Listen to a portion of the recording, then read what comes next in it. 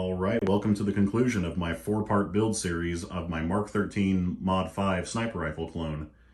So before I get into the rifle itself, check out the links down in the description below for parts 1 through 3 in this series.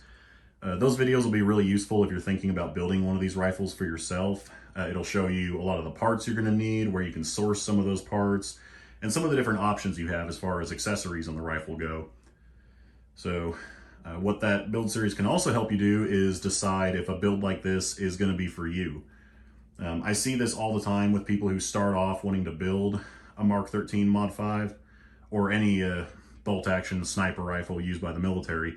They'll get about halfway through it and then they'll get fed up because they can't find certain parts, or certain parts are out of their price range, and they'll end up doing, something that's kind of a clone but not really, and they'll end up getting clowned on online. Not that I'm in support of that or anything, but just decide if this is something you want to do before you get into it, because to put it brutally honestly, there's no reason to build a rifle like this unless you just appreciate the historical significance and the military significance of this rifle in the global war on terror. So if you just want a cool bolt-action sniper rifle that performs really, really well, you can build something for a fraction of the cost of this, and it'll be a lot quicker and cheaper and probably lighter. This rifle's about 20 pounds when all is said and done. And it is kind of a monster. I've had to scoot my camera back quite a way just to capture the whole rifle in one frame. So this thing is kind of a pain to lug around. But again, for those of us that appreciate the historical significance of the Mark 13, these are really rewarding rifles to build correctly. So I'll get off my soapbox, but I just want to caution anyone thinking about building one of these, just make sure it's what you want. So let's talk about the history of the Mark 13, which actually has its roots back in the M91 sniper rifle, which was a bolt-action sniper rifle used by Navy SEALs back in the 90s. So the original M91, or the M91A1, was chambered in .308 or 7.62 by 51.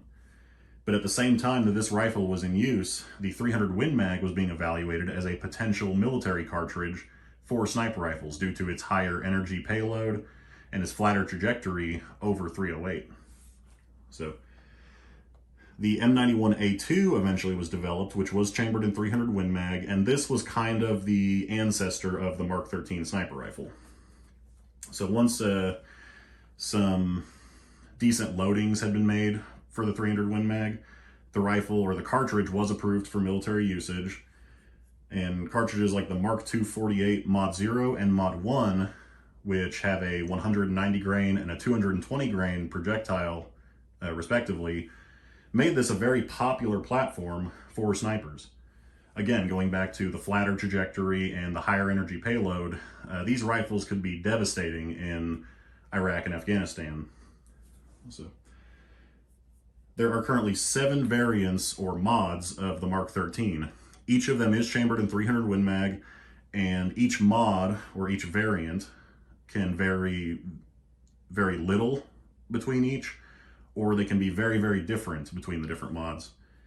In some cases, 2 different variants can actually be the same exact rifle, but one of them is just a left-handed version of that same rifle, with that being the Mod 0 and Mod 1 being right and left-handed, the Mod 3 and Mod 4, and then the Mod 5 and Mod 6 respectively. So whether or not the left-handed models were actually purchased and used by end users, I'm not sure, but there are NSN numbers associated with those mods, and it kind of explains why they seem to skip numbers between the generations, because there's actually not a new rifle in some of those mods. So starting with the Mod 0. The Mod 0 is essentially a Remington long action with a Lilja barrel and a Macmillan A2 stock, which is very similar to the M91A2, though at this point it had an official mark designation, which the Navy typically does, or SOCOM typically does. And it also used a Remington MIRS scope rail and a variety of Leupold and Night Force optics. As with all the Mark 13s from this point onwards, they were built by Crane, and the Mod 0 did not incorporate a suppressor like later models did. So as I stated, the Mod 1 is just the left-handed version of the Mod 0. So now we're going to skip ahead to the Mark 13 Mod 2. The Mod 2 was actually an interesting variant. It was only used by Army Rangers and is one of only 2 variants that incorporated a threaded barrel. Although suppressors were never really seen on the Mod 2, there were some Smith Enterprises Vortex flash hiders that were used on them. So these were kind of an oddball variant. There's actually the least information out there on the Mod 2 versus any of the other Mark 13s. These were also the first variant to use an AICS 2.0 chassis, which in this case was a green chassis. So moving on to the Mod 3 and Mod 4, these again were used by SOCOM and not just the Army Rangers like the Mod 2. And these were literally just a Mod 0/Mod 1, but with the ability to accept a Knights Armament Mark 11 suppressor by the use of a makeshift clamp-on collar device, which the suppressor could gate latch onto. And I'll clip in a photo here of the little ring that clamps onto the barrel. But yeah, that's essentially the only difference. Now, the Knights Armament Mark 11 suppressor was not exactly the most ideal suppressor for this platform, and that's why on later models it was actually swapped out. The Mark 11 suppressor is not what you would call a precision design. It's pretty crude, it's quick, and it's tough. There's a lot that it brings to the table in terms of being just a durable, military-ready product. But end users often had to rely on a carbon seal to actually form between the barrel and the suppressor itself in order to lock the suppressor in place and not cause it to shift your point of impact. So for this reason, it was often preferable for operators to not have to remove the suppressor at any point, either when they're storing it, putting it in the Pelican case. There were workarounds basically so that they didn't have to take these suppressors off and lose their point of impact. So they wanted that carbon seal to stay as long as possible. So the fitment of these suppressors was also not always consistent. These were mainly fitted to a Mark 11 sniper rifle from Knights Armament, but they weren't fitted for the Mark 13 until Crane got a hold of them, and they would actually check the suppressor alignment after profiling the barrel for these suppressors. Or rather, on the Mod 0 or Mod 3 and 4, they would have the ring that they would attach to the barrel. Later models, they would actually profile the barrel itself. So it's also worth mentioning on the Mod 3 and 4 that these rifles appeared in the movie American Sniper featuring Bradley Cooper. So kind of a cool, exposure that this rifle got to, the public. So finally, this brings us to the Mod 5, which you see here, and the Mod 6 being the left-handed version of it. These used a pale brown AICS 2.0 chassis, and like the Mod 2, the correct chassis for this gun is the early version of the chassis. There is a later, or like Gen 2 AICS 2.0, which you can tell the difference pretty easily by both the color, and also there's a deeper cutout on the rear of the stock for the shooter's support hand. So I'll put in a picture here of the difference. But if you're building one of these rifles, you're going to want the early version of the chassis like I have here. So the reason that Crane went to these chassis over the old Macmillan stocks, because although they're a little heavier, they require much less work to install. There's no bedding of the action or anything like with a traditional rifle stock. It just bolts directly to it. And also it incorporates a folding stock, which again plays into allowing you to store the gun with the suppressor still attached. These rifles would use a 26-inch Lilja barrel blank, which would be profiled and chambered by Crane. And this has the heavier profile than prior rifles, which allows the barrel itself to be profiled for the Mark 11 suppressor and not relying on the clamp-on device. These rifles initially would also use a Remington MIRS rail, sometimes called a diving board rail, because it overhangs the front of the barrel by quite a bit. And this causes some issues that we'll get into later, but initially these rifles would also have Remington long-action receivers rather than the Stiller action that you see here. Initially, the optics on the Mod 5 would primarily be Nightforce NXS models, either the Army Spec 3.5 to 15 by 50 or the Navy spec 5.5 to 22 by 56, which you see on my rifle. Later rifles will be paired with newer Night Force optics, such as the ATACR or Schmidt & Bender PM2s that were acquired during the PSR program, and a few other optics that some of which appeared to just be personal purchases by end users, and I'll clip in a couple of photos of those here. So the parts that I've mentioned so far, as far as the Remington receiver, the Remington MIRS rail, those constitute an early Mod 5, which has an iconic look to it and is a very popular clone for guys to build, just due to its kind of iconic silhouette with the thumbhole stock and that long night vision top rail. But the Mod 5 at this point was not without its problems. It was a very popular platform, being a modern 300 Win Mag sniper rifle, but there was room for improvement. Starting with the diving board rail, the diving board rail, or the Remington MIRS, was known to shift, especially if you had a heavy clip-on night vision device on the front, and was actually known to snap the screws that were holding it to the receiver due to the leverage that it would get on those screws.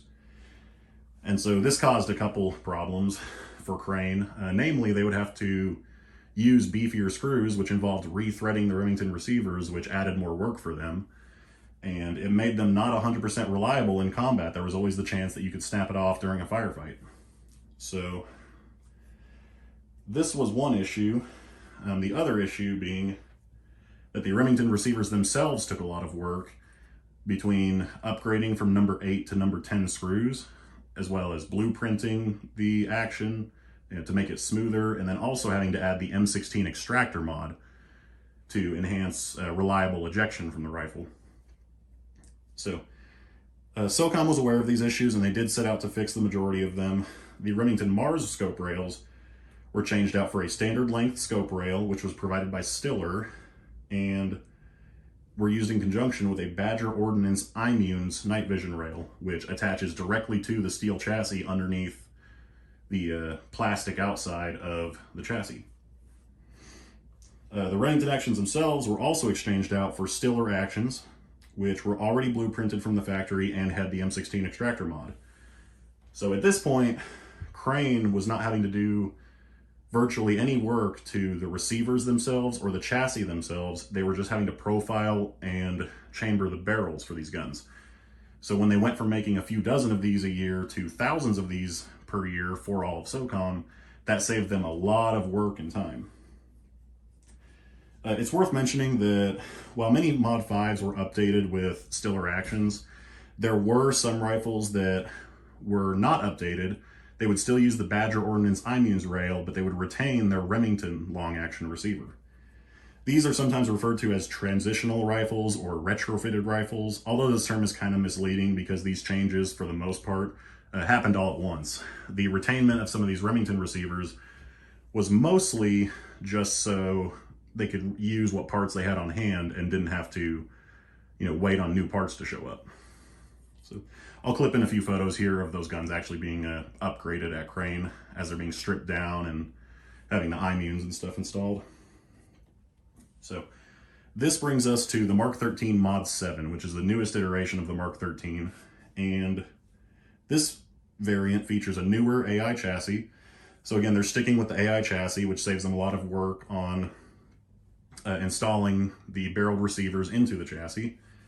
And at this point, 100% of these rifles are using a Stiller action. And with the development of the Mod 7, which is the second variant to use a threaded barrel, the Knights Armament Mark 11 suppressor could finally be retired in favor of a Surefire SOCOM RC762 suppressor, which, interesting fact, actually mounts to a very rare Surefire 4-prong for 30 caliber suppressors. The 5.56 4-prong is already somewhat of a rare product, but the 7.62 4-prong is extremely rare and very, very expensive if you can find one. So good luck if you're building one. So the optics being used on the Mod 7 kind of depends on who is issuing the gun, because initially the Mod 7 was developed for all of SOCOM, including SEALs, Army SF, MARSOC, especially MARSOC very heavily used the Mod 7s along their existing, next to their existing Mod 5s. So SOCOM would issue these guns with the aforementioned Schmidt-Bender PM2 PSR scopes, along with a Nightforce ATACR variant that's known as the Beast Light, because it's an ATACR but has the elevation turret from a Nightforce Beast optic, and a couple others. But the Marine Corps as a whole actually picked up the Mark 13 Mod 7 to add to their inventory, and they are now issuing the gun with a standard Nightforce ATACR 7-35. And another interesting difference between the guns used by SOCOM and by, Big Marine Corps is the magazines. Big Marine Corps opted to use Magpul polymer magazines, while SOCOM opted to stick with the tried and true metal AICS mags. So I'll close out by saying I think it's unlikely the Mark 13 will continue to be developed and improved on past this point, just due to the adoption of newer cartridges, such as the 300 Norma Magnum, which is currently being used in the Barrett Mark 22 sniper rifle, which SOCOM recently awarded the contract to. The new cartridge, the 300 Norma Magnum, has an advantage of a flatter trajectory and even more energy at longer distances than the 300 Win Mag. And this cartridge has also become popular on the civilian side for long-range competition shooters. Virtually the only thing you're losing out on going to the 300 Norma Magnum over the Win Mag is it's a greater cost and a reduced barrel life. So kind of a similar situation with 308 and 6.5 Creedmoor. So with that being said, this seems like a good place to end the video. I haven't gotten a chance to shoot this rifle yet, which is why I have held off on talking about the accuracy of the platform. I've been told that these typically, coming out of Red Bull Armory, which is who built mine, that they should be around half MOA. I'll have to go test that myself, but I have high hopes for this rifle.